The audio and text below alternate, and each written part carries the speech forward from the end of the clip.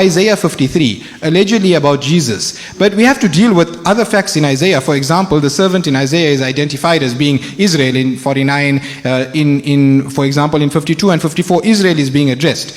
When we look at all of those things in unison, why would we then assume that just for Isaiah 53 it's talking about Jesus when there's many other things that could not fit with Jesus? Then when you look at Leviticus 16, so I'm not sure how this applies to Jesus in any way.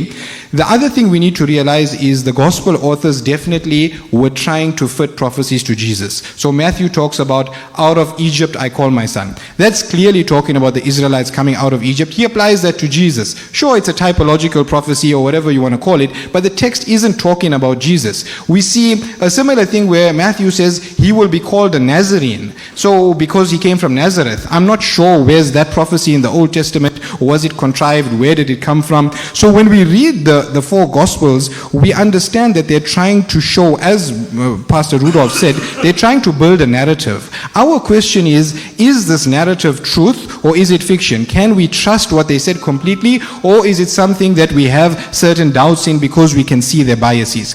Let's go to Daniel chapter number 7, verse number 13. Now, I'm sure the pastor is very well versed with the book of Daniel. Chapter number 7, number 8, number 9, and number 11 all culminate in the Maccabean revolt. This is so clear in Daniel 8, where it speaks about a little horn who will stop the times, who will come from the Greek kingdom. And when we look at Daniel 7, it's the same language being used. It's just that one is in Hebrew, one is in Aramaic. So one says Qarn Za'ir, one says Qarn Mishagir, Qarnun Saghir in Arabic, but it's talking about the same thing, the same amount of time, doing the same thing. So obviously if chapter number 8 is talking about Antiochus, then chapter number 7, chapter number 9, and chapter number 11 will also be talking about Antiochus. So I don't understand how that could ever be referring to the Romans or someone who came after that. It just doesn't seem to make sense.